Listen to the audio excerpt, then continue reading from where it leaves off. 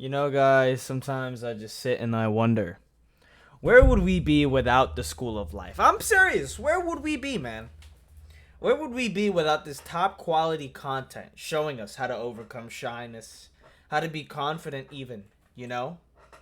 I'm probably going to watch Are Intelligent People More Lonely right after this because I feel that, right? I already watched that video with Jordan Peterson. Video was a little bit his answer to that was a bit ambiguous. I'm not gonna lie. He said no, I think, because a lot of people were. He considers himself an intelligent person. Who's gonna take that from him? He's a highly intelligent human being. He's a highly intelligent intellectual, as one might say.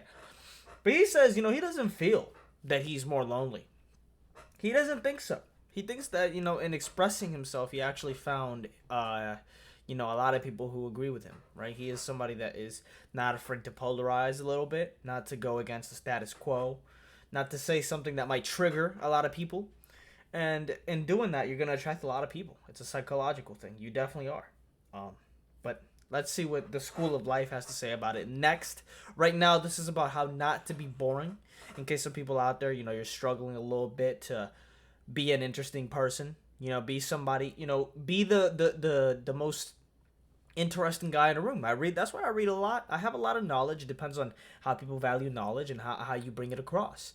It's not just about having the knowledge. It's can you make people laugh? Boredom is a big taboo. I mean, it's horrible. It's just, oh my god, it's like cancer. People will do absolutely anything to not be boring. They will not respect you at all if you're boring. They don't want to be anywhere near you if you're boring. No woman is gonna fuck you if you're boring. It's just like, that's a big one too. You can't be boring, bro. You can't. I mean, are people gonna watch this thinking, you're watching this, you're here for some entertainment, right? You're here to get learning. You're not here to necessarily feel bored. Because if you were just absolutely bored out of your mind like this, what to do? If you were really feeling that way while watching these videos, if you feel that way watching this video, click off now. I'm actually not gonna keep talking for any bit longer here, but it is sort of a shorter video, so. But you know what I mean? Don't be boring, and we're gonna learn just exactly how to do that from the School of Life, of course. Shouts out. Let me take off this restore pages out here,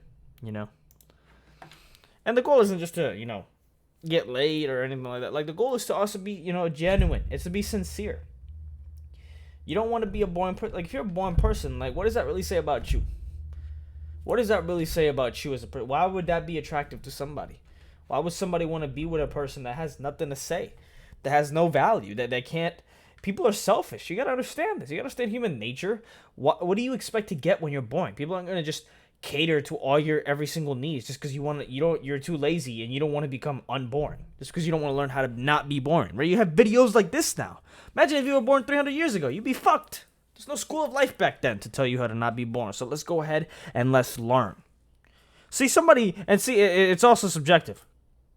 Because somebody watching this video, they might be going down to the comment section right now if they haven't already. If they've made it this far, they're going to be like, shut the fuck up. You're boring me. Start your video. I'm here for the video. Shut up. You talk too much. You can't go too much of the right. So you got to find the right balance in a lot of this shit. You know what I mean? One of our great fears, which haunts us when we go out into the world and socialize with others, is that we may in our hearts be really rather boring.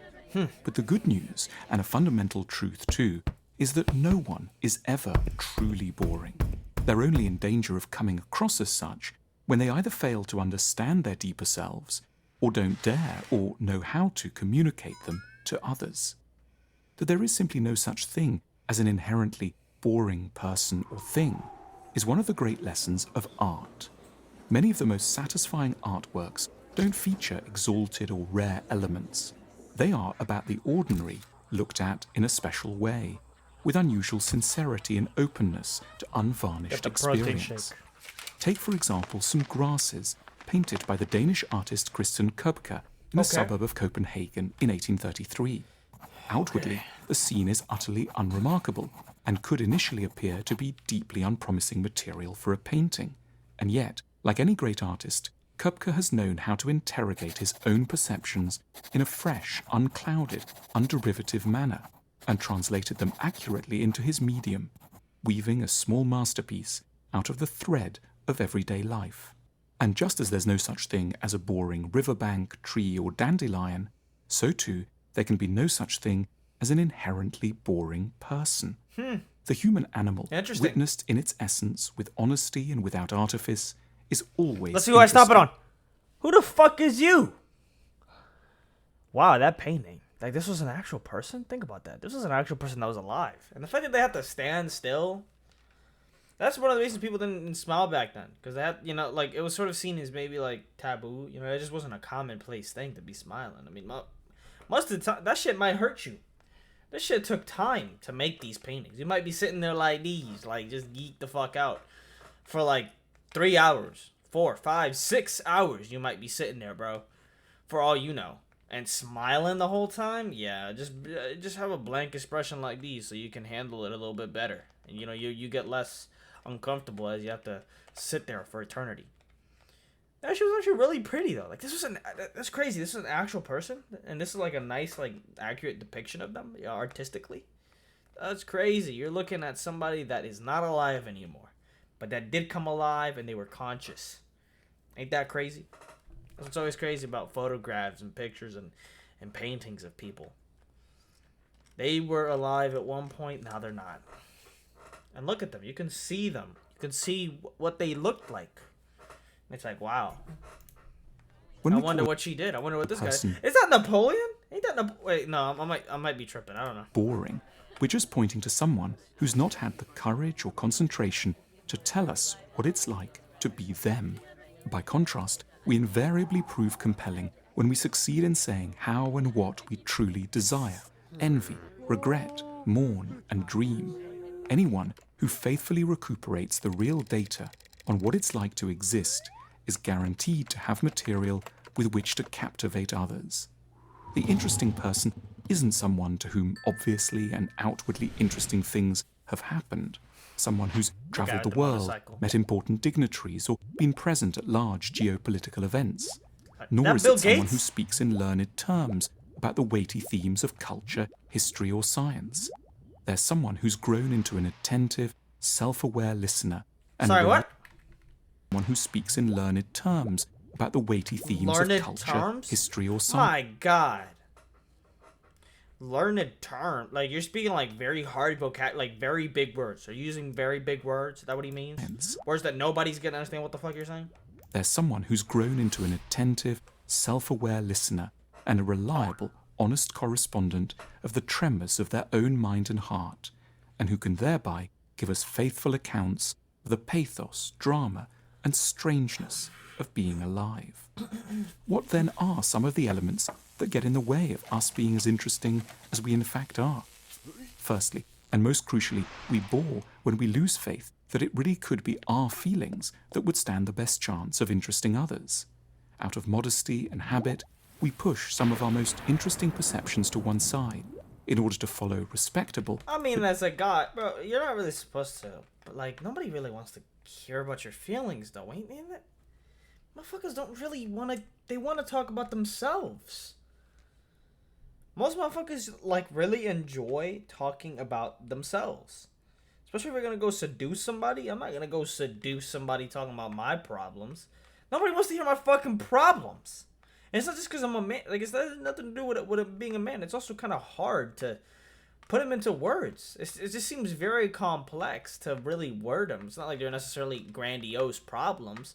It's just they're very complex. And sometimes I wouldn't even know the best wording to put them in. I've fixed everything on my own. I've never been one to really go to others. I've always just kind of, well, at least like people that I know, like, sure, I'll maybe read a book, I'll read an intellectual, like, I'll read some intellectual work, right, which of somebody who's maybe who I believe has more of an expertise, if that counts, right, as getting help. Because of course I gotta be working with something, right? When I say I deal with it on my own, that means knowledge that I have. So, I mean, I try to pick up knowledge on how to best deal with stuff on my own. I don't necessarily go to other people, though. I don't want to burden them with that. I don't care for doing it. It's not something that I'm even comfortable doing. It's not something that I feel I even want to do at all. And with that, I don't think, like, you wouldn't find me really talking about, like, sure, I can talk about myself. I don't know how accurate that is though. What are they saying about, like, don't most people just like talking about themselves mostly? So like, I don't know. Dead conventions of what might impress. When we tell anecdotes, we throw the emphasis on the outward details, who was there, when we went, what the temperature was like, rather than maintaining our nerve to report on the layer of feelings beneath the facts, the moment of guilt, the sudden sexual attraction, the humiliating sulk, the career crisis, the strange euphoria at 3 a.m. Our neglect of our native feelings isn't just an oversight. It can be a deliberate strategy to keep our minds away from realizations that threaten our ideas of dignity and normality. We babble inconsequentially to the world because we lack the nerve to look more closely and unflinchingly within. It feels significant that most 5-year-olds are far less boring than most 45-year-olds. What makes these children gripping is not so much that they have more interesting feelings than anyone else, far from it, but that they are especially uncensored correspondents of these feelings. Their inexperience of the world means they are still instinctively loyal to themselves, and so they will candidly tell us what they really think about Granny and their little brother, what their plans for reforming the planet are, and what they believe everyone should do with their bogies.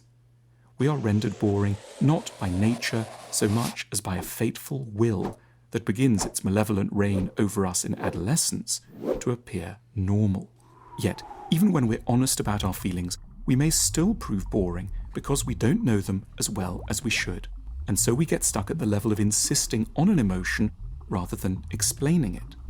We'll assert with ever greater emphasis that a situation was extremely exciting or awful or beautiful, but not be able to provide those around us with any of the sort of related details and examples that would help them viscerally understand why. We can end up boring not so much because we don't want to share our lives, as because we don't yet know them well enough to do so. Fortunately, the gift of being interesting is neither exclusive nor reliant on exceptional talent. It requires only direction, honesty, and focus. The person we call interesting is in essence someone alive to what we all deeply want from social intercourse, which is an uncensored glimpse of what the brief... Hold on, wait, why did that sound... Hello? Social intercourse. Intercourse? Is that the right word? Not commonly used? Social intercourse. Is that a phrase that's commonly used? ...want from social intercourse, which is an uncensored glimpse of what the brief waking dream called life looks like through the eyes of another person, and reassurance we are not entirely alone with all that feels most bewildering, peculiar, and intense within us. So just be able to really, so just be one that is comfortable and you're in touch with your emotions and your feelings, and you can belay them well and you can express them. So to just be self-expressed, like somebody that can express themselves. University was saying he was seeking to have students sleeping during his class. Poor thing, we're always bored to death. It may have something to do with the fact that he was teaching constitutional law, but still indeed a good teacher should be someone who can make any subject interesting. So he finally decided to do something about it and arranged a meeting with famous Austrian professor specialized in pedagogy to ask her for an advice. The first thing the woman said was, "Are you also bored when you teach?" He said, "Oh yes, absolutely. It is a simple point, but we can all learn something from this." Damn, wow, god damn, motherfucker. I did not realize, okay, I guess we gotta commit, right? I guess so. Jesus. He said, "Oh yes, absolutely. It is a simple point, but we can all learn something from this. A bored person is boring, and an interested person is interesting." So if you're bored at whatever it is that you do, if you're bored about your life, if you feel bored in life, chances are gonna be a little boring. But if you feel like you live an interesting life, and it doesn't have to be traditional interesting or ideas that float around about what an interesting life may be, you can yourself claim that you have an interesting life. To somebody else, it might not be that interesting, but if you think it's interesting, then your life is interesting, right? And you're an interested person. If you can be interested, maybe that's the real thing that you should be worried about with your life. That you should be interested in your own childhood. Damn, school of life is ruthless.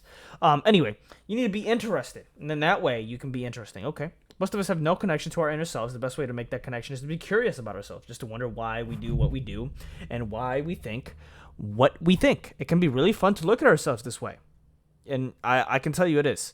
With compassion and curiosity, that's the most important things, right? To understand why it is that, whatever. The closer you get to yourself, the closer you get to others. Absolutely. You must be in touch with yourself. You must love yourself in a lot of ways before you can go out and conduct yourself in a manner that you're going to like. Because if you don't love yourself, then nobody that you meet is going to love you either, Like, it's just that simple. And really funny. Yeah. Two things are needed is to find the right tools to look inside. Find the right words to describe what we see. Very important. Tools. The best tool I know is Alain de Botton's philosophical meditation. They have a video about it on the channel. Don't miss it. You can then print the questions below the video and go through them at least once a week. They're extremely helpful. Alain de Botton's philosophical meditation. Don't forget that. That's very important. One tragic thing about almost all of us is that we really don't know how to think. It's so difficult to think clearly about yourself. What we call thinking is often just brooding, right? And we all have sorts of mechanisms to delude ourselves too. So it is great to have a clear question in front of you to which you must find an answer without changing the subject. And Jordan Peterson talked about that, like genuinely asking yourself questions. Very important. We also need to know how to think, but we got to get that from somebody. So you got to choose somebody that you feel knows how to think. If you're because we're working off of inspiration here, right? Like we're not rebuilding the wheel, so reinventing the wheel, I guess I should say. If we learn to talk to ourselves in these very interesting and productive ways, we can hopefully do the same with other people too. Another great tool is mindfulness meditation. You can search this. Yeah. Very good. Best books I have on meditation, happiness, got to the most well. Mindfulness. I read that one.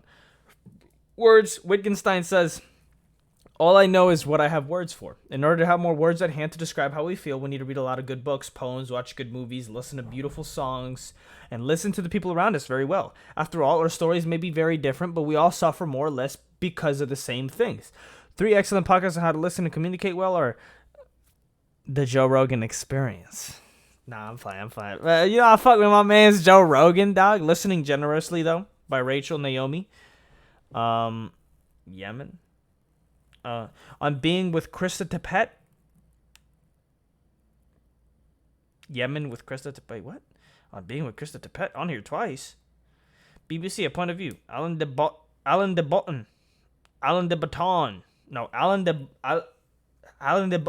Okay. On the Art of Conversation. Ooh.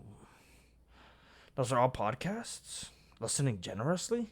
Gotta check it out, homie. A writer from Turkey says that the most interesting things people could say are the things that they don't dare to say and rather keep for themselves. What a pity is it really? That's true. But he also has the children don't have that kind of fear. And that's why when you talk to a child, you can almost always hear something interesting. It's so true that those who traveled the most or met famous folks aren't necessarily the most interesting people. Once I had a coffee with a musician I knew, and a few days after, he came back from his South America tour, so I asked him how it all went, and I thought it must have been a really life-changing experience. But all he could say was, oh yeah, it was cool. It was cool. Yeah, it was cool, Yeah, it was all right. It ain't nothing new. So he said he had gone through an extraordinary experience, but he didn't really experience anything. Maybe he wasn't that interested in his experience after all. Maybe we'd find it interesting, and then we could, if we'd come back from that experience, we'd come back and we'd be much more interesting people, and we'd talk about it, and we'd express it in a better way, which would be complimentary. If you are somebody that's going around South America touring, but you're actually interested in what you do and you're able to use the right words, then that's just complimentary. Like now you're just an ultra. You're meta interesting, right? If you can belay that in an interesting way, an already interesting event. But you don't actually even need the interesting event, really. You could just be really good at expressing yourself. Be really good at expressing any experience, right? And he has the exact opposite of the painter in his beautiful lesson, who knew how to make something so valuable out of an ordinary, at first sight, experience. That's why this quote by Rilke is so important. For believe me, the more one is. For believe me, the more one is, the richer is all that one experiences. And that's why I want to become more of myself. And I'm working on self-development, and I'm working on reading and, doing this stuff. And I think, in a sense, it should help me, but it's also, get out there, experience actual communication with the people. I mean, in theory, you could learn something in theory, but if you're not actually out there getting deep in the action, getting balls deep, getting knee deep in there, then you're not actually really doing anything, are you? Like, you got to get the experience. You got to get out there and talk to more people. Once you get to more, you go out there. You might fail, but that's a learning experience. You don't see it as a mistake or a failure. You see it as a learning experience. You see it as a learning curve. You gotta see it as a learning decision. You made a learning decision. You made a learning choice. A choice that you can learn from. Not a choice that it's not a failure necessarily. It's not something to be ashamed of. People think that, they shouldn't try something if they think they're gonna fail. No, absolutely, go out and try that fucking thing, man. Are you fucking kidding me? Go out and try that thing. Go do it. Go fail. Go fail. Motherfuckers are so scared of failure. Like I don't know what it is, from whether it might be the way the school system works, and how you're supposed to always do great, and it's bad to do bad, and it's bad to make mistakes because you're going to get punished for it. Something about the way that you've been brought up. All of us have been brought up in life somewhere. I think mainly school and some other stuff too. You think that, like, being bad, that's indoctrinated in your fucking head, which you can get rid of, through practice, that it's just a bad thing to make mistakes. It's not. You instantly make that association. Mistake, I'm going to associate that with this other concept I have called bad. See, bad, you shouldn't ever do bad. Bad is something to avoid at all costs. Bad is no. And see, the world ain't even black and white, wherein you just have two things. It ain't black and white where there's only good and there's only bad. There's a lot of shits. But it's like, well, most of the time you're only focused on this because, we also have a bias towards negativity. That's how our brain works, because it wants to protect us. And if you have a bias towards negativity, that means that you can have a bias to pay attention towards a potential predator. But we don't really need that ability anymore. And yeah, just stop associating mistake with bad.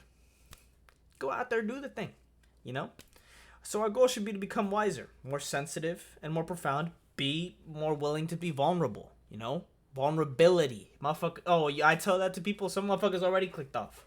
They might have just followed along throughout the entire thing. I brought up vulnerability. They're gonna get upset. They're gonna be like, nah, that's where I draw the line. Because motherfuckers, that's another thing. Aside from making mistakes, like next to that, that's the other thing that motherfuckers are just not willing to do. They're just not willing to do that, man. They're not willing to take that risk. They're so scared of being hurt. Because, all they try to do is just avoid pain. You don't realize you'd rather not get anywhere new in life. You'd rather not do any of these things. You don't realize how your brain is functioning and the way that it's working and the way that it's stupid sometimes. The way that the reason why you want to eat that burger, eat that ice cream. Because you're only thinking about feeling good right now. You're not thinking about how useful it would be if you just didn't eat that thing. Because then you wouldn't feel like shit. Right? And you wouldn't feel like shit for the rest of your life. But all it thinks about is what can give me some sensory pleasure? What can give me that chemical of dopamine right now? That's all that it cares about. It only cares about right now. It's not thinking about your future.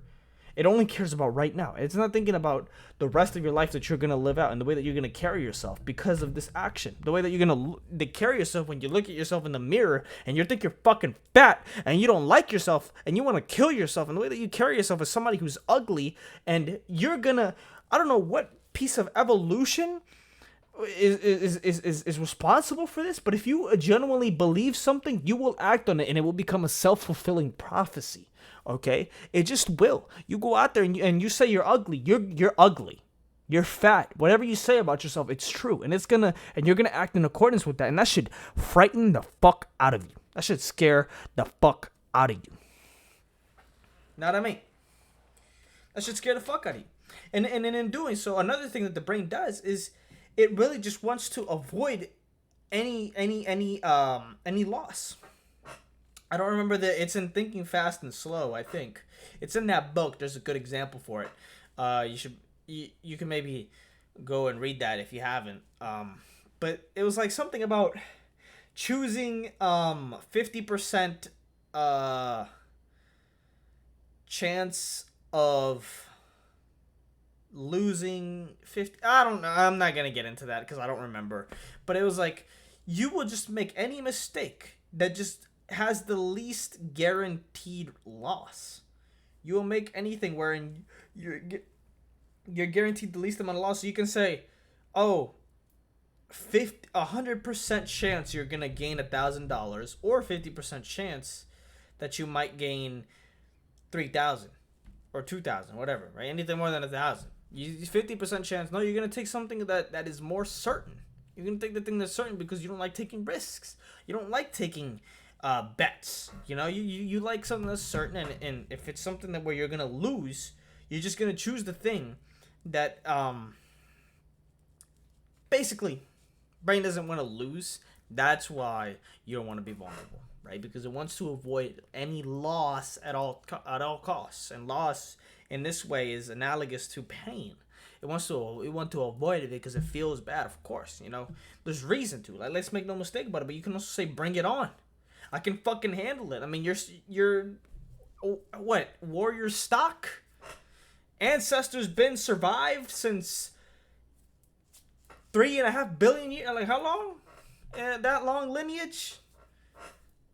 Okay, you can go back to modern humans. Okay, 200,000 years, and we've survived. And you think you're built for safety? You think you're built for comfort and nothing but pleasure? Not really what you think your life is. You're mistaken. You're mistaken. So that everything we can experience can also become more meaningful. And if we feel the need to share all of those, we won't be boring, at least to some people.